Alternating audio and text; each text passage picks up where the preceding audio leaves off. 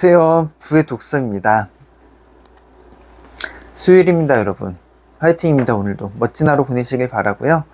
오늘은 타인에게 원망하지 않는 내용, 그리고 자기 자신을 마주 보면서 상황을 대처할 때 타이밍에 대해서도 말씀드리도록 하겠습니다. 자신과 마주하는 데는 타이밍이 중요합니다. 나를 바꾼다는 것은 정말 용기 있는 일입니다. 때로는 지금의 나를 부정해야 하고, 사람에 따라서는 과거의 싫은 기억과 마주해야 하기도 합니다. 만약 바꾸고 싶어도 바꿀 수 없어 고민이 된다면 지금의 나와 마주할 시기가 아닌가 봐라고 생각해 봐도 좋습니다. 내 안에 변화를 일으키는 것은 상당히 어려운 일이니까요.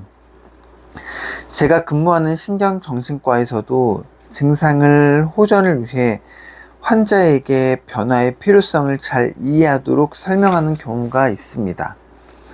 하지만 내원한 지 얼마 안 된 환자에게 이런 말을 쉽게 할 수 있는 건 아닙니다. 타이밍을 잘 보고 지금 이 사람이라면 받아들일 수 있겠다는 생각이 들 때 합니다.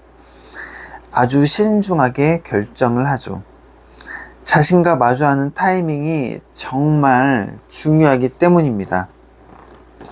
종종 다른 사람을 격려하기 위해 그치지 않는 비는 없다고 말하는 사람이 있습니다.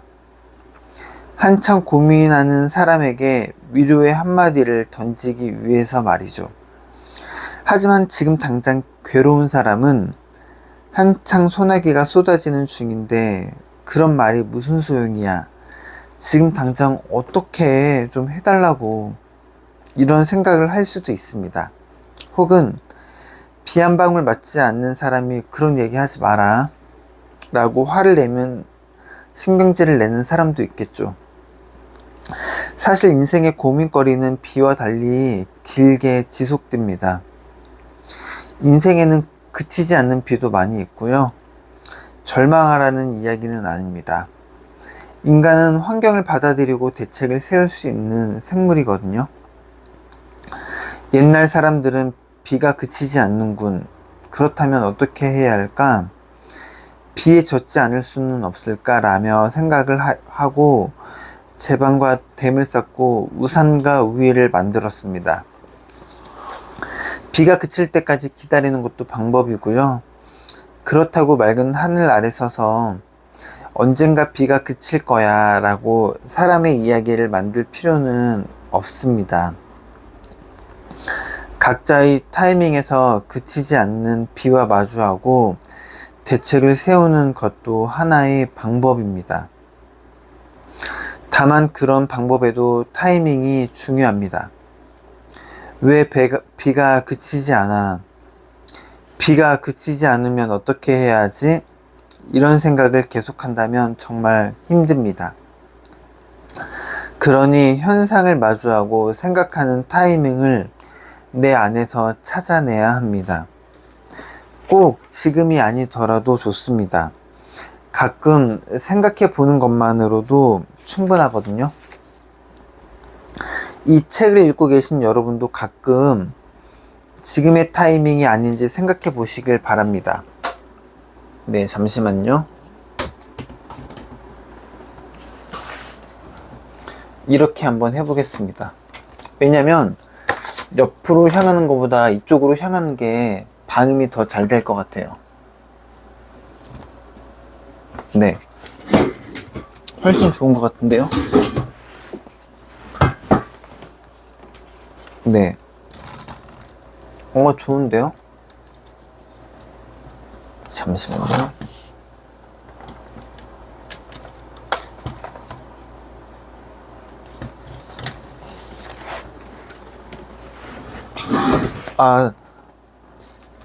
죄송합니다. 네. 내가 할 수 있는 일에 집중하세요. 배경이 조금 그러네요. 이렇게 하면 되겠다. 내가 할 수 있는 일에 집중하세요. 무슨 일이건 남 탓이라며 자신을 비난하는 사람이 있는 반면에 남 탓만 하는 사람도 있습니다. 타책사고 경향이 강한 사람이죠.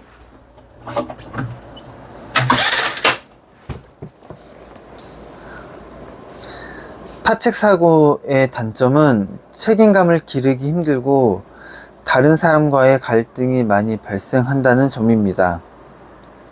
갈등이 생기면 차라리 나은데 저 사람은 좀 이라며 그냥 혼자 넘어가는 일도 있습니다. 잠시만요. 죄송합니다.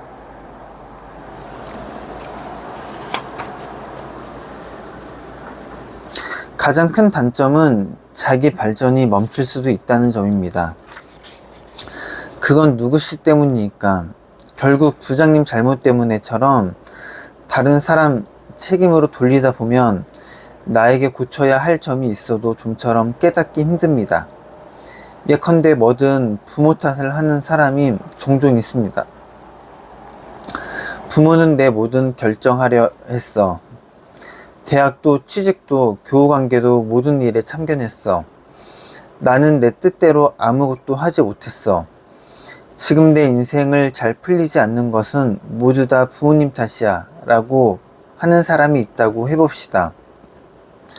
간섭이 심한 부모였다면 당연히 힘들었겠죠. 그 중에는 학대에 가까운 사례도 있을 겁니다.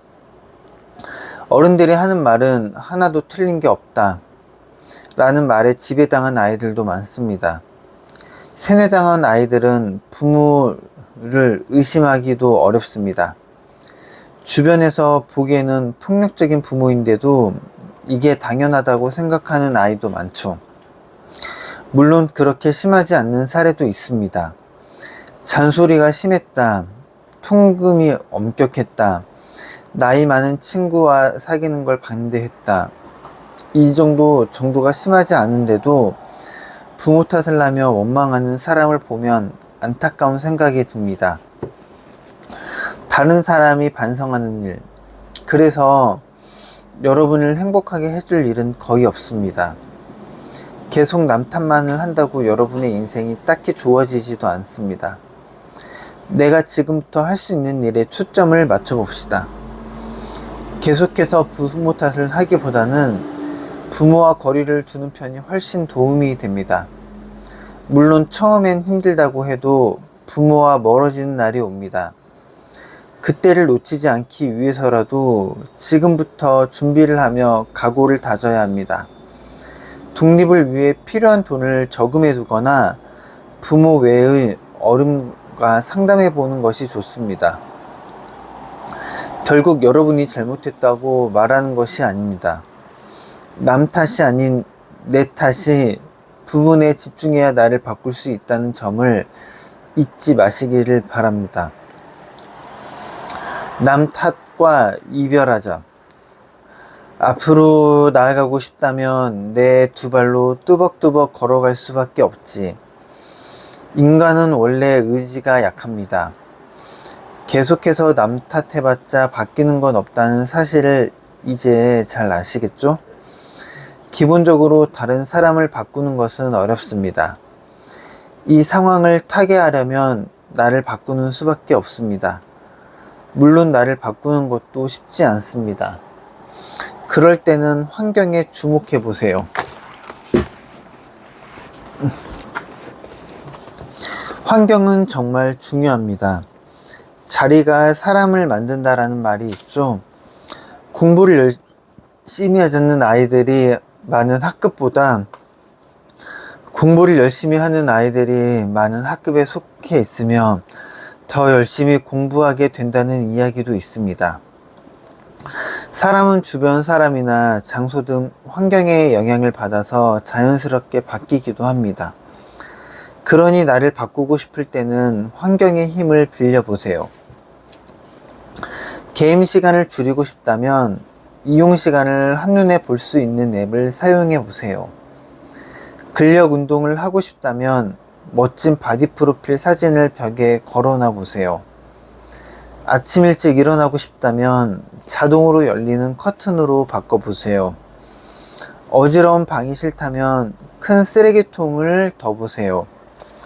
참고로 저는 음식을 집에 많이 두면 있는 대로 많이 먹기 때문에 집에 먹을 것을 쟁겨두지 않습니다. 내 의지가 그렇게 강하지 않다는 사실을 알기 때문이죠. 인간은 자신을 제어할 수 없는 생물입니다. 의지가 약하다며 자신을 비난하거나 자기 혐오에 빠지지 않길 바랍니다. 인간은 원래 의지가 약합니다. 자기 의지에만 의존하여 자신을 바꾸려고 하지 마세요. 예컨대 일이 힘들어 적성에도 안 맞고 상사에게 혼나는 게 일이지라는 고민을 하고 있다고 해봅시다. 그렇다면 상사가 업무를 바꿔주지 않네 라고 남 탓만 하기보다 내가 좀 더 노력해야지, 아 진짜 너무 힘들다 라며 스스로 몰아붙이고 고민만 하기보다 이직을 통해 환경을 바꿈으로써 상황을 해결하는 방법도 있습니다. 당연한 말이지만 상사나 회사는 쉽게 바뀌지 않습니다. 나를 바꾸는데도 시간과 에너지가 필요합니다. 시간과 에너지를 들여도 바꿀 수 있을지는 확신할 수 없지요. 그렇다면 차라리 환경을 바꿔보는 건 어떨까요? 이직할 때 어떻게 하면 좋을지, 나와 맞는 직장은 어떤 곳인지, 퇴사부터 생각해야 할지, 그동안 생활비는 충분한지 등 생각거리가 많겠지만 조금씩 앞으로 나아갈 수 있습니다. 물론 이직만이 방법은 아닙니다. 내가 행복할 수 있는 환경을 만들어 보세요. 내가 아닌 환경을 바꾸자. 끙끙대며 고민해도 괜찮습니다. 바로 정답을 찾지 못해도 괜찮습니다. 소극적 수용력이라는 말을 아시나요? 영국 시인 존 기츠가 말한 불확실하고 해결되지 않는 상태를 참고 받아들이는 일입니다. 인생에는 답이 보이지 않을 일, 대처할 방법조차 없는 일이 잔뜩 있습니다. 인생은 흰색도 검은색도 아닌 회색 같은 일이 엄청나게 많습니다. 인간의 뇌는 모르는 것이 있으면 예측 불가능성이 높아져 불안을 느낀다고 합니다. 그러니 모르는 상태를 선호하지 않습니다. 왜 늘 나에게만 이런 일이 일어나지? 어떻게 해야 해결할 수 있을까라며 답을 구하려고 합니다. 누군가를 원망하거나 자신을 비난하는 등 쉬운 답을 향해 달려가게 되고요. 이제라도 답을 도출하는 데 시간을 조금만 더 써보면 어떨까요? 흑백으로 나뉘지 않아도 좋습니다. 고민하는 모습 그 자체만으로도 충분합니다. 곧바로 답을 도출하려고 하지 마시고 애매한 채로 눈앞에 닥친 일이나 할 수 있는 일만 해보세요. 네, 오늘 여러분들께 남 탓하지 않기를 바라고요. 그리고 남 탓과 동시에 자기 자신과 마주하는 타이밍에 대해서 말씀을 드렸습니다. 사실 우리가 살다 보면은 같은 말을 하거나 같은 행동, 같은 결정을 하게 될 때 인생의 타이밍이 있습니다. 같은 얘기, 같은 분위기에서 얘기를 하는데 타이밍에 따라 그 얘기가 악순환이 분위기를 망치는 경우가 되기도 하고요. 타이밍에 따라 같은 얘기가 먹히기도 합니다. 그리고 남 탓을 하는 사람들이 있는데 사실 이 남 탓을 하는 것도 객관적으로 동일한 상황을 봤을 때 상황이 좋고 내가 잘 됐을 때는 남 덕이라는 말을 잘 하지 않습니다. 그러나 내가 힘들고 어렵게 되면은 그 상황에 남 탓을 하는 사람들이 많이 있습니다. 누구나 그렇습니다. 그런데 남 탓을 한다고 상황이 좋아지진 않습니다. 있는 그대로의 현실을 받아들이고 그리고 여러분께서 원하는 그런 행동을 또 모습을 살아가기를 원합니다. 오늘도 이렇게 긴 시간 시청해 주셔서 너무 감사드리고요. 여러분께서 원하시는 하루를 보내시기를 간절히 원하고 오늘도 여러분께서는 날마다 모든 면에서 점점 더 좋아지고 있습니다. 끝까지 시청해 주셔서 감사합니다.